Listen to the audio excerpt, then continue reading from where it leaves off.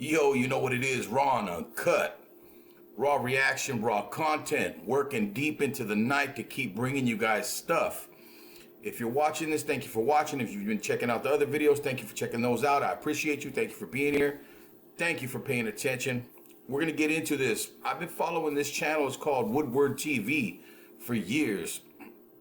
A lot of the stuff this dude's talked about has been good information and always a different insight than from everywhere else. It's from thinking outside of the box, right? Thinking what if, but a lot of the what ifs come true. And he just shared this video right now, and I want to get into it because I ain't seen it, so I want to react to it raw and uncut as we go along. So I'll do my best not to stop the video too much, but there's certain things that get me, I might. But I'm going to do my best to get through this video as soon as possible, as quick as we can, and get this information to you. He might have some important stuff that you ain't heard anywhere, and he always has a very, very intellectual twist on things. This guy's good and smart, very smart. Let's get into this. Woodward TV, total eclipse, what you need to know about it. Yo, let's get it cracking. Raw and uncut, raw reaction. So this is going to be fun. This is going to be a lot of fun. I'm excited. This is a time like no other. I can see that. Now, during a solar eclipse, particularly a total solar eclipse, several atmospheric phenomena occur. As the moon moves between the Earth and the sun, it blocks out the sun's rays, leading to a temporary decrease in temperature, creating a sudden cooling effect in the area experiencing the eclipse. This can also lead to changes in wind patterns. The cooler air near the ground can cause wind to pick up or change direction. As the sun is blocked out by the moon, the amount of sunlight reaching the Earth's surface decreases dramatically, causing a noticeable dimming of the environment. This sudden change in lighting can create an eerie atmosphere, with colors appearing muted and shadows becoming sharper. Some animals may react to the sudden darkness and changes in temperature by exhibiting unusual behavior. Birds may stop chirping, and nocturnal animals may become active, mistaking the darkness for nighttime. And there are other atmospheric effects that occur by temporarily blocking out the sun that can be measured. When the sky becomes dark enough, planets and bright stars may become visible in the sky, even though it's daytime. And during this solar eclipse, there's a comet. I'm telling you, you can't make this up. There's a comet that will be visible close to the sun during the eclipse called the Devil's Comet. It has twin tails, so it looks like a comet with horns. Okay, I see where he's going with this. He's going to go into the Devil's Comet. I made a video about that the other day. Go check it out sometime. Let's see what he's going to talk about. This is going to get good. I like it. Raw and uncut. So it looks like a comet with horns. Oh my goodness, the rituals that are going to go down on that day. That is why I plan to give praise and prayers to God. Because this is not a time to be worried or concerned, folks. No. This is a very exciting time in history. The total solar eclipse.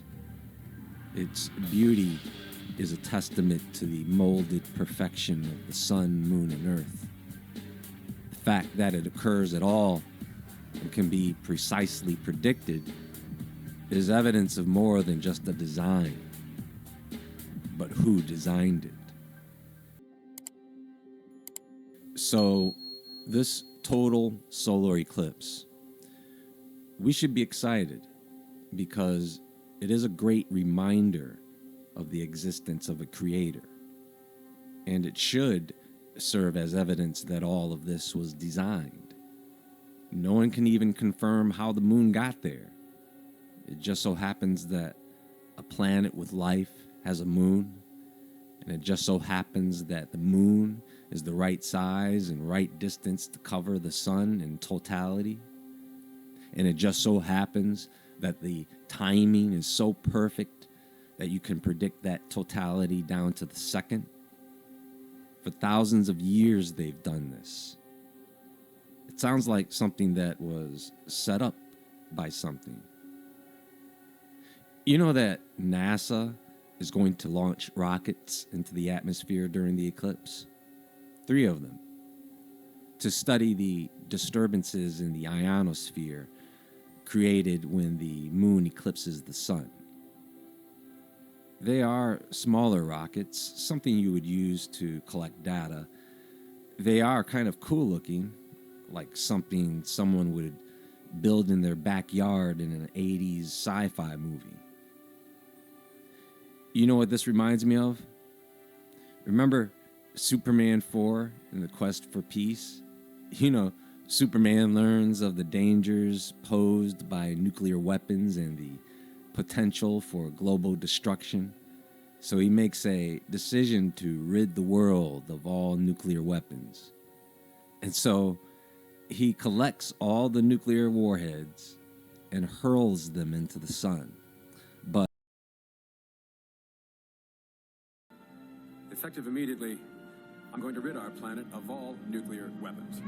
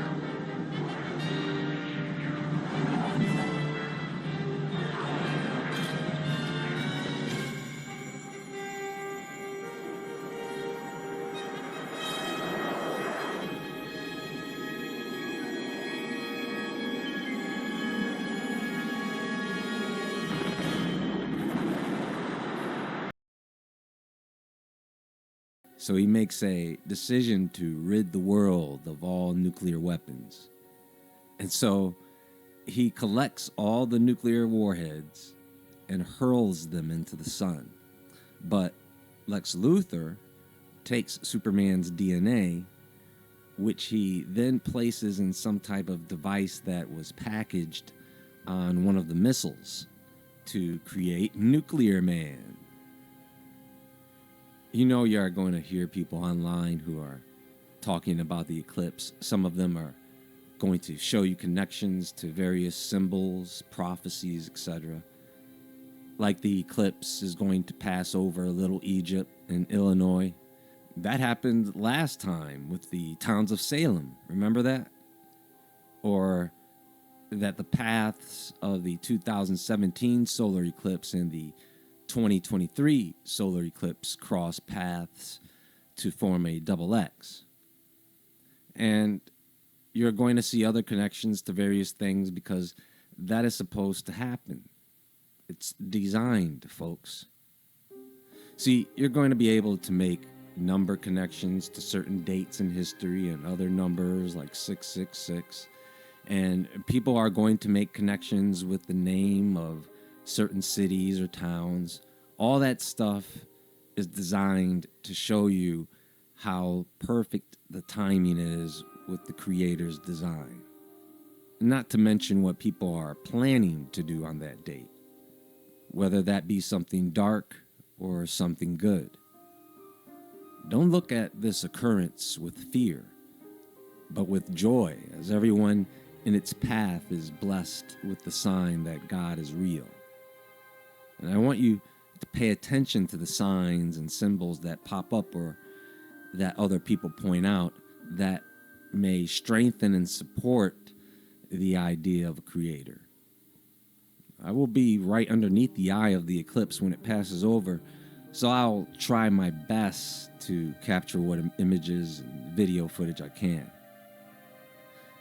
We have to stop looking at these things as a bad omen of some sort. It's a sign of seasonal change. The sun and moon cause the seasons here on the earth to change because the sun and moon have their own seasons as well as the solar system has its own seasons. Passover is coming up next month as well. When you have a sign for something, usually it's to warn you of something beyond the sign, something behind it, something that's coming later. You don't have a sign up and something big happens as you are looking at the sign. It could be a sign of something to come 2 weeks later or longer, who knows? After a few minutes, when that moon moves out of the way of the sun, you're going to be reminded that God is here for us. So whatever happens, not a problem. What's named a solar eclipse to be interesting, especially in the context of history. Remember that in ancient times, people weren't looking up at the sky with their eyes staring into the sun during an eclipse. Everything just got a little bit dimmer and darker, and people recognized it was the moon.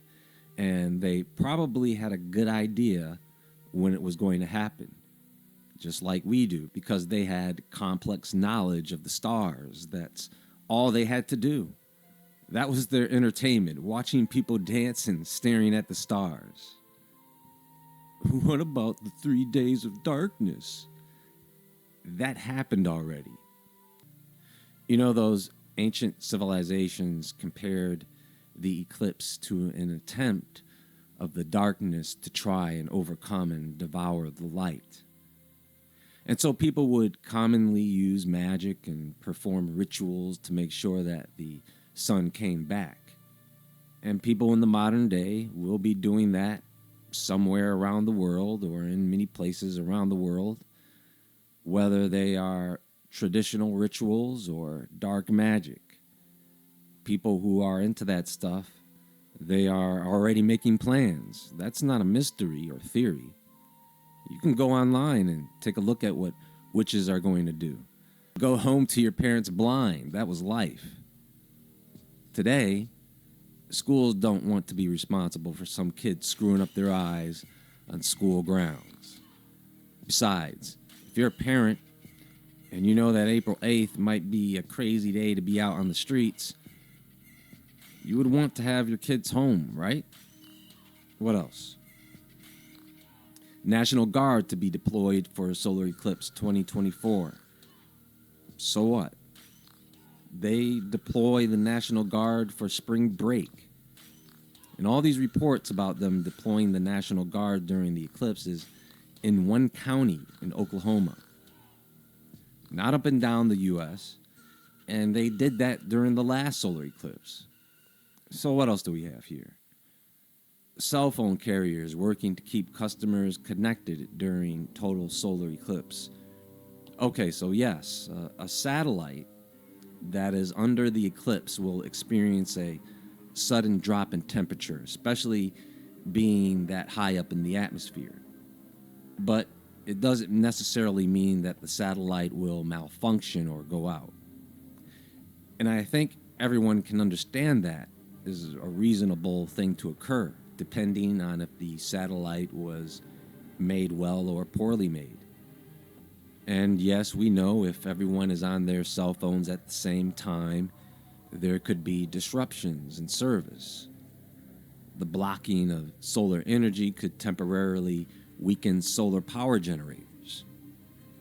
They may want to restrict air travel if the eclipse might cause a system malfunction on an aircraft. Of course, the airline is not going to take that chance.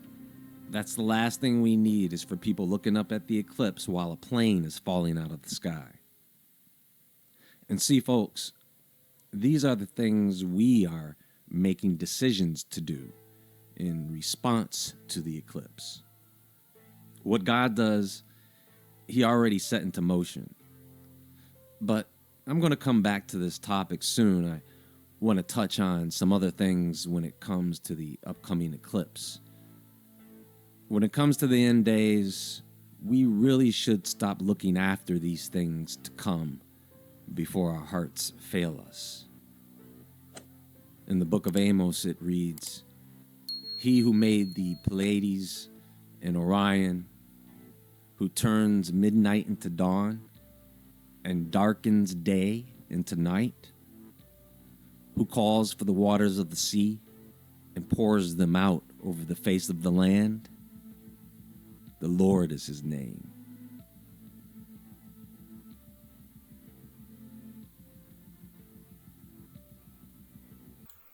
What I tell you guys, this guy always has some good stuff. He's always thinking outside the box.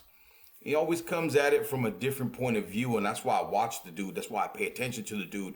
He had some really good stuff to say today, some informative stuff. I hope if you liked it, go check his channel out. It's Woodward TV, and he's got tons of subscribers. He got tons of good content, a lot of stuff outside the box, but very intelligent and very well presented. So it's been Raw and Uncut, Raw Reaction. Go check his channel out. Hope you liked what I did with this video. Like, subscribe, share, do all that good stuff for me. Thank you for watching. Thank you for taking your time. Like always, we're out.